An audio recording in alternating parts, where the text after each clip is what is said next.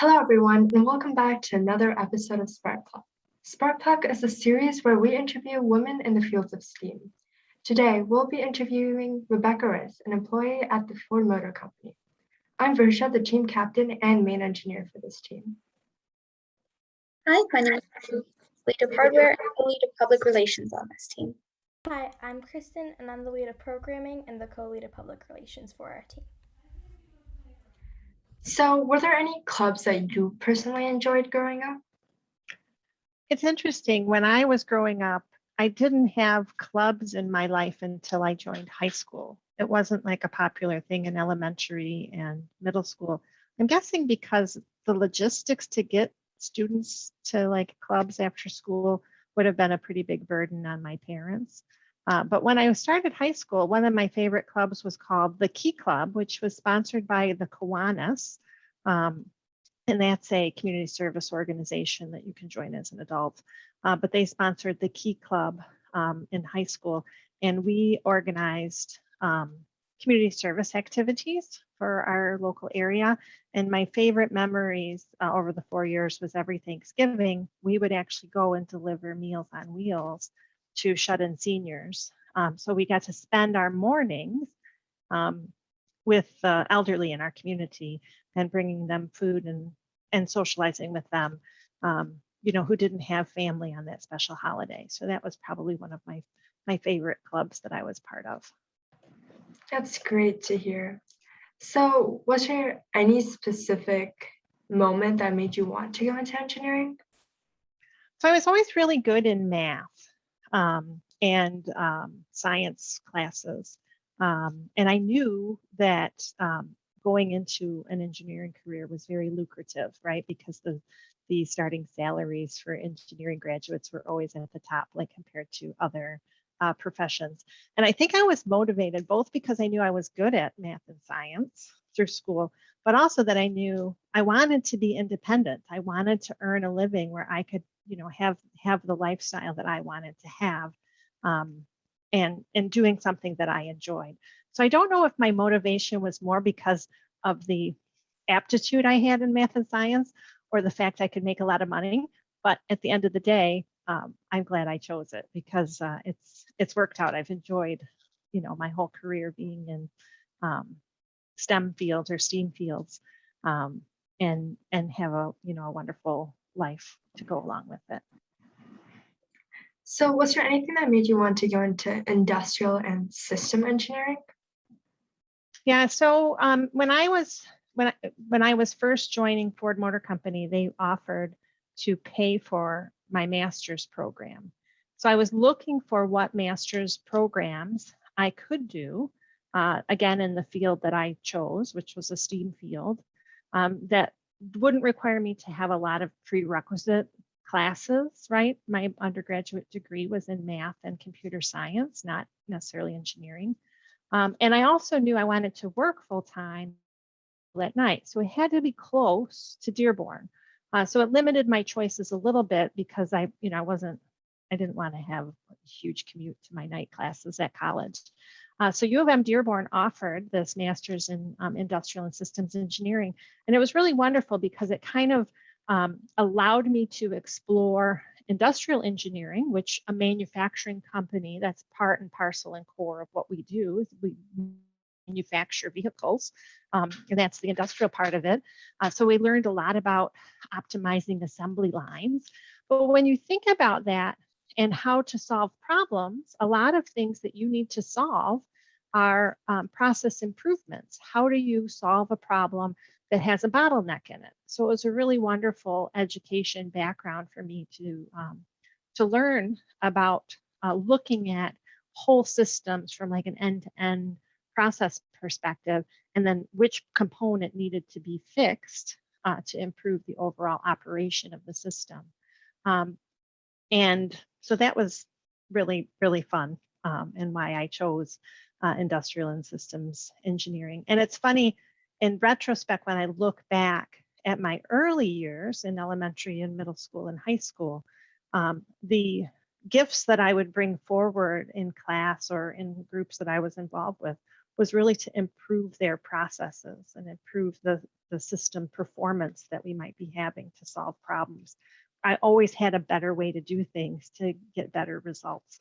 So I think it was pretty interesting that I stumbled into that field because I have a natural aptitude for it. Speaking of your early years, did you have any inspirational figures growing up? So I have to say, probably when I think of STEAM, it has the two components, right? It has the science, technology, and engineering, but also art. So my father was a self-taught computer programmer. My mother is an artist. So I was raised in this environment that valued both my aptitude in math and science and my creative side in art and reading and literature and curiosity. And I really attribute my success now as a STEAM professional to be from that interesting combination of parents that were both like right-brained and left-brained, because both of those sides were nurtured. And one of the things I love most about my job is how I can creatively solve problems. And you certainly get that by having a strong art discipline in your background.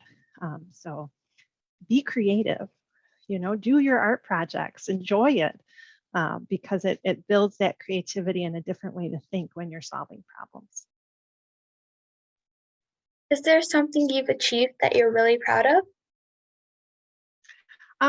So yes, thinking back at like my education, some people are proud that they're first generation graduate. Well, I'm the first generation, first in my family to get a master's degree. So that was really impressive. And since then, all three of my siblings eventually followed, but I was the first one to do it. So, so that was one of the things. And I'm also really proud that over my career, I've probably had 9 or 10 really different and unique jobs, all at Ford Motor Company, but different and unique jobs. And I continuously learned. I always had to find out what was new that I didn't know, what technologies did I need to learn about in order to be effective. So I'm proud that I'm kind of dedicated to that continuous learning mindset. I read a lot of books, both for pleasure and for business acumen to build and develop my skills. And I'm proud that I do that. A lot of people get a little stagnant, I think, in their careers. And I'm proud that I have a continuous learning mindset. And with trying new things comes setbacks. Was there anything that helped motivate you when you faced setbacks, both in general and in STEAM? Yeah, so I'll talk a little bit about setbacks from the perspective of being a professional in STEAM, but a woman in STEAM, because that is a little unique. There's few of us, right? We're not very well represented in the general population of people who have STEAM careers. And quite often women, and myself in particular, I suffer what's called imposter syndrome, where sometimes I feel inadequate in my technical skills or ability to really be in the job that I'm in. So throughout my career, whenever I changed jobs, which I just described was 9 or 10 times over my career, you go through this phase where you feel like you're an imposter, like you don't belong, like you might not have the skills necessary to do it. So the first thing that helped me was to recognize I was feeling that way and it wasn't necessarily true, right? So recognizing when you're feeling that way, it's inhibiting you from actually doing a good job. So that was an important step, was recognizing it. And then what did I do as a result is I reached out to as many new people that I had in my new circle, in my new role, to learn from them. I did not need to have the knowledge in my brain when I first started. I needed to learn along the way and grow into that skill. So the first setback, I will say, from being in STEAM, I suppose you could be a man and have imposter syndrome also, but certainly as a woman, I suffered from that. Another time that I felt like I had a little bit of a setback was I made a choice to have children. And whenever you decide to have children, you have to make trade-offs in your ability to work and pursue your career goals, right? Because now your time is split between work and home. So I made a choice to work part-time for 11 years and help my 3 children grow up. And it took me a while to recognize that that really was my choice. It wasn't something someone made me do, right? I chose to do that. And what that allowed me to do is to recognize that if my male colleague got a promotion a few years before I did, I wasn't bitter or resentful for it. I merely just looked instead at my family and at my home life to see how wonderful that was, and recognizing that this was my choice to make. And that was really key in helping me overcome my perceived setback. Did you face any misogyny as a woman in STEAM or for having children? So I never felt the sting of that in the moment. Looking back and reflecting on the experiences that I had at going through, even when it was back in elementary and high school, when I was really a superstar math wizard, I was like the only girl that was like that. And I got a lot of grief from my girlfriends and from boys who thought, that I shouldn't be that smart. I shouldn't be that good in it because I wasn't a boy. I didn't feel it was because I was a girl at the time, but looking back and reflecting on what actually was happening at that time, kind of with the wisdom you get with age, I recognized it was because I was different than the social norm. So when you kind of flash forward in your career, there's been times, in retrospect that I've seen that I now filter through that lens to recognize there were occasions in meetings, for example, when I'll make a point and no one listens, and then my male colleague will say the same thing, and all of a sudden, of course, that's what we should do. And there's techniques that I've learned to be more vocal and be more self-promoting to overcome those things. But I never felt in the moment that I was disadvantaged. It was probably just because I had my own self-confidence, and it was just in retrospect that I felt that seam. So now it's nice because then I can look for it and help other women in meetings or in situations or that I coach to give them skills and techniques so that they know how to respond when something in the moment happens like that. So what job opportunities might there be for someone going into the automotive industry? There are really so many STEAM opportunities in the automotive industry. When you just look at advancements we're making in moving our internal combustion engines to battery electric engines, when you look at the technology advancements in artificial intelligence that will help us support an autonomous vehicle technology to drive us where we want to go seamlessly or deliver goods seamlessly without actually a person operating the vehicle. And then even the growing service economy, where we will be offering more subscription-based services for your really travel experience. All of those technological advancements are relatively new. So there are so many career opportunities for people going into computer science, computer engineering, electrical engineering, material science.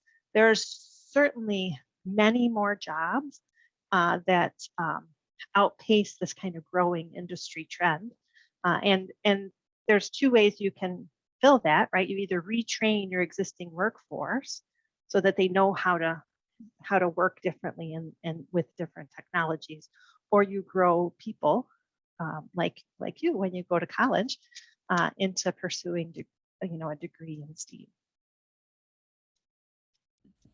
So as an all-girls team, we don't just stand for women and girls in STEAM, we also stand for equality and diversity in STEAM. So what are your thoughts on diversity in STEAM? So the teams I've been part of professionally who have been the most successful have been ones that have been the most diverse. You need diversity of thought, you need diversity of experience in order to really produce the best solutions to problems.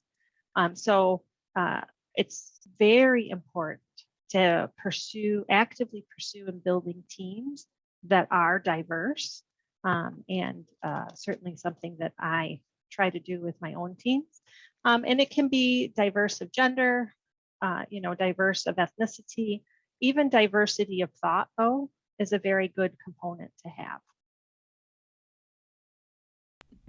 So do you have any advice for someone wanting to go into STEAM?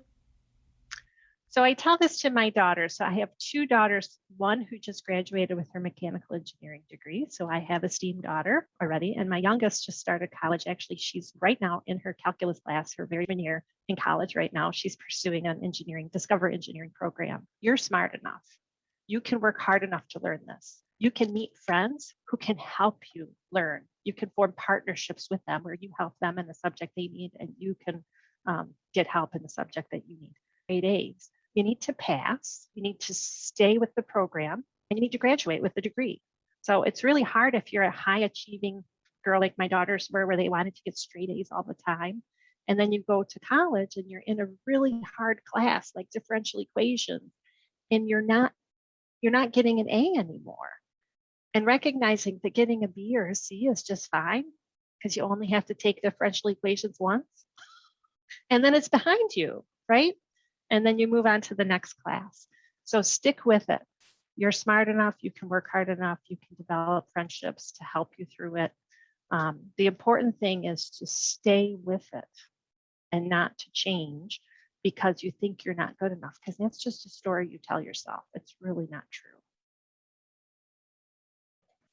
So thank you so much, Mrs. Mistress, for your time today, from talking to us about your previous experiences and your pieces of advice. Do you have any questions for our team? So I'm curious what challenges you face with COVID kind of disrupting your robotics experience over the last 18 months, and how have you stayed motivated and interested yourself as a team?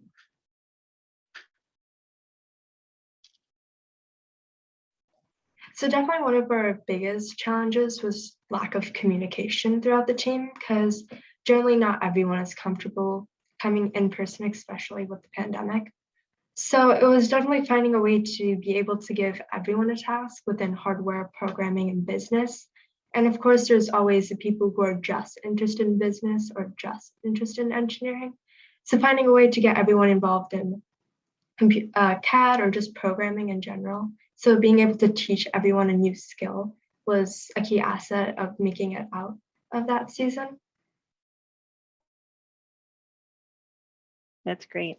And what are you looking forward to this year? Do you think you're going to be able to get back together in person and actually build robots? Yeah, we're looking forward to having everybody in person, hopefully talking a little bit more, having better communication. We're gonna have more of the season than we did last time. That's great. That's great. And what is your hardest class you have now? Are you guys all in 8th grade? So what's the hardest class you have? Probably mine is probably French or Algebra 2 honors. Swati, what about you? Yeah, math. And Kristen? It'd probably be my math class. Yeah. Stick with it. If you're all in that hard Algebra 2 with honors, that's a really good foundation class. And the nice thing about when you're in an algebra class, you can always plug your answer in to see if you're right. So that's the secret. You can always plug your answer back into the equation to see if you're right, and then you're guaranteed not to make too many mistakes.